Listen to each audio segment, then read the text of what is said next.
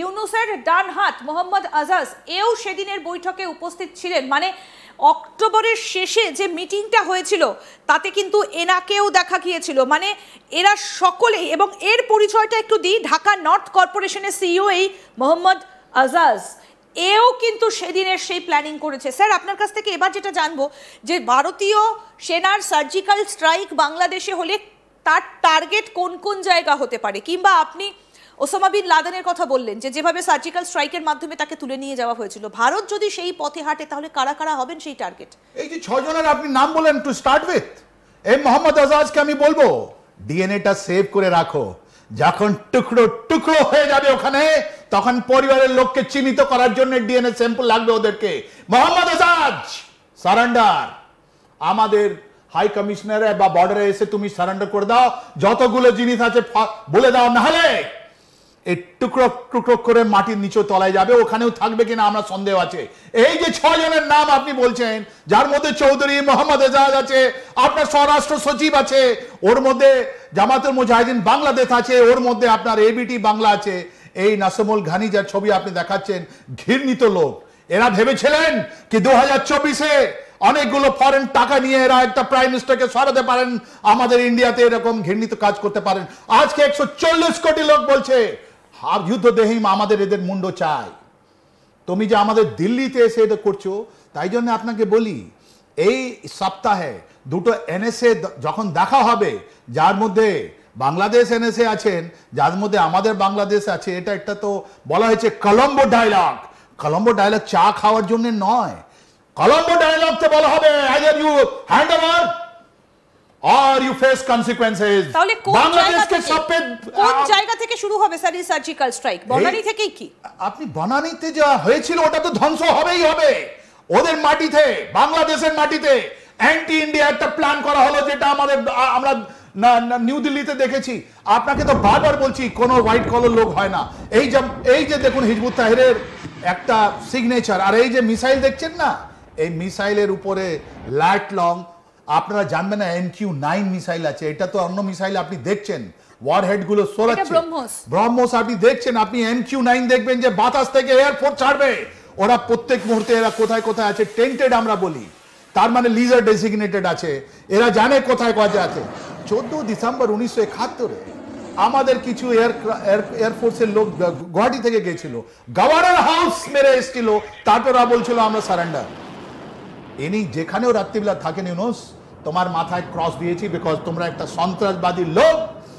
এর সঙ্গে প্ল্যানিং করে আমাদের ইন্ডিয়াতে এই সন্ত্রাসবাদী ঘটনা দিলে, যেখানে অনেকগুলো পড়ুয়া লোককে মাইন্ড ব্লাস্ট করলে, তুমি নিজের এখান থেকে মাটি ইস্তেমাল করে ওখানে টাকা পাঠালে, আর যতগুলো জিনিস আছে পাঠিয়েছো, তোমার এক্সপ্লোসিভ পাঠিয়েছো, যতগুলো, আর আমরা ছাড়ছি না। তাই জন্য আজকে যখন ওখানে স্বরাষ্ট্র মন্ত্রণালয়ের মন্ত্রীকে যখন 14 নভেম্বর তুমি ডিনাই করো যে আমি ডাকিনি, আমি ওনাকে ডাকিনি, ওনাকে উনি যেতে জেনে বুঝে তুমি পাঠিয়ে দিচ্ছ, যেটা ইউনুস দ্বারা ইউনিসেকে অ্যাপয়েন্ট করেছিল।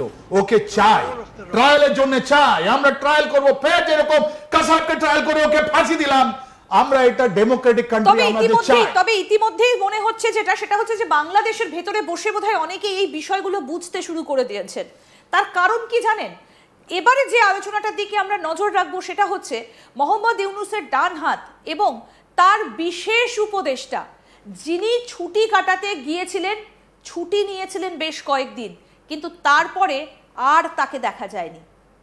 কেন? তিনি কোথায় গেলেন? এবারে আপনাদেরকে যে খবরটা দেব যে ইউনূসকে ফেলে এবার পালাচ্ছে তার ডান হাত, বা হাত, তার সহকারী। কেন? তাহলে কি ভারতীয় সেনার এই সার্জিক্যাল স্ট্রাইক যে বাংলাদেশে হতে চলেছে সেটা কি তারা জানতে পেরে গেছেন, এবং সেই কারণেই কি ভয় পেয়ে আগে থেকে তারা পালাচ্ছেন? বিশেষ সহকারী মোহাম্মদ ইউনূসের যে আপডেট এবার আপনাদেরকে দেব, আসুন তার ছবিটা আপনাদেরকে আগে দেখাই। কে এই ব্যক্তি সেই সম্পর্কে বলি। ইনি হচ্ছেন ইউনূসের বিশেষ সহকারী খুদা বখশ চৌধুরী। একটু এনার সম্পর্কে আপনাদেরকে বলি। যেটা জানা যাচ্ছে যে এই ব্যক্তিকে নিয়ে তুঙ্গে এই মুহূর্তে জল্পনা। তিনি আমেরিকা গিয়েছিলেন, তার সফরে তার স্ত্রীকেও তিনি সঙ্গে নিয়ে গিয়েছিলেন, 17 দিন ছুটি নিয়েছিলেন। কিন্তু এখন যে জল্পনাটা দানা বাঁধছে যে 17 দিনের ছুটি শেষ হবার পরেও আরও 7 দিন চলে গেছে, কিন্তু এখনো পর্যন্ত তিনি তার যে মন্ত্রণালয় সেখানে জয়েন করেননি, সেখানে তাকে এখনো পর্যন্ত দেখা যায়নি। আর এর অনুপস্থিতি দেশের রাজনৈতিক অলিন্দ থেকে শুরু করে বিভিন্ন জায়গায় প্রশ্নচিহ্ন উঠেছে এবং একই সঙ্গে গৃহ মন্ত্রণালয়ের নীরবতা এই পরিস্থিতিকে আরও রহস্যময় করে তুলেছে। অবসরপ্রাপ্ত লেফটেন্যান্ট জেনারেল জাহাঙ্গীর আলম চৌধুরী নেতৃত্বাধীন মন্ত্রণালয়, যিনি খুদা বক্সকে নিজেই বেছে নিয়েছিলেন, তবে এখনো পর্যন্ত কোনো বিজ্ঞপ্তি দেয়নি যে তিনি ছুটি বাড়িয়েছেন। তাহলে বুঝুন সরকারি নথিপত্র অনুযায়ী কি বলা হচ্ছে। সেপ্টেম্বরের দ্বিতীয় সপ্তাহে তিনি একটা আবেদন করেছিলেন। পরবর্তী 15ই সেপ্টেম্বর গৃহ মন্ত্রণালয় তার আমেরিকা সফর অনুমোদন করে। তিনি 24শে অক্টোবর থেকে 9ই নভেম্বর পর্যন্ত টেক্সাসের অস্টিনে তার অবস্থান করার কথা ছিল, কিন্তু এখনো পর্যন্ত আরও 7 দিন কেটে গেছে, তিনি জয়েন করেননি। আমাদের সঙ্গে রয়েছেন ডিফেন্স বিশ্লেষক বিশেষজ্ঞ আর.কে. শ্রীবাস্তব স্যার। তাহলে যখন একটা বড় কোনো নৌকো ডুবতে শুরু করে তখন যে ইঁদুর থাকে তলায় ঘুরে বেড়ায় তারা সব থেকে আগে পালিয়ে যায় ওই নৌকোটা ছেড়ে বা ওই জাহাজ ছেড়ে। তাহলে কি মোহাম্মদ ইউনূসের হাত সবাই ছেড়ে দিচ্ছেন এক এক করে? দেখুন, আমরা সব বাঙালি, বাঙালিরা বই দেখতে ভালো পছন্দ করে, ওরা গান গাইতে চায়, ওরা সংস্কৃতি ওরা লিখতে চায়, সব কিছু করতে চায়। আমাদের একটা বলিউড আছে মুম্বাই, অনেকগুলো বইতে বড় বড় ওরা অভিনেতা অ্যাক্টার্স, বড় বড় ভালো স্টোরি, কিন্তু at the end of it ও বইটা চলে না, ফ্লপ হয়ে যায়, অনেকগুলো লস হয়ে যায়, রাইট? মেরা নাম জোকার থেকে এখন পর্যন্ত এটা সব জায়গায় আছে, আমাদের এখানে টলিউডেও আছে, আর আমাদের কাটাতারে ওভারে ঢাকায় যতগুলো আছে ওদেরও এটা জানে কি অ্যাক্টার আছে, স্টোরি লাইন আছে, কিন্তু ওটা ফ্লপ হয়ে যায়। এই যে ভার্ডিক্ট দিয়েছেন গতকাল, এটা টাই ফিস, তার মানে এটা আমরা যখন বাচ্চা ছিলাম, যখন আমরা দিওয়ালিতে আমরা পটাকা দিতাম, রাইট, ওর মধ্যে ছিল বাচু বম, বাচু বমে আগুন লাগালে খুব বড় ধামাকা হতো, আর কিন্তু ওখানে আগুন লাগালে কতবার সুতলিতে তো আগুন লেগেছে কিন্তু ধামাকা হয়নি। গতকালে কোনো ধামাকা হয়নি।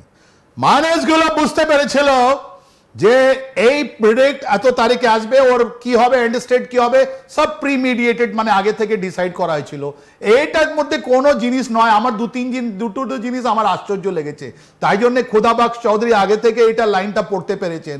উনি জানেন যে এই উপদেষ্টা কমিটি আর এই ইউনূসের আর কোনো ভবিষ্যৎ নয় ওখানে ঢাকায়, তাই জন্য ইনি পালিয়ে গেছেন। ইনি জানেন কি তারপর যদি এনাকে ট্রায়াল করা হয় তাহলে পুরো লাইফ আপনার জেলে পড়বে, তাই জন্য এটা জেলের যখন কথা বলছি, বাংলাদেশের একরকম কোনো জেল নেই যেখানে আমাদের মুক্তিযোদ্ধা, আমাদের বঙ্গবন্ধু, ওনার মেয়ে অগ্নিকন্যাকে কোনো জেলে রাখার জন্য ওরকম জেল এখন বাংলাদেশে হয়নি।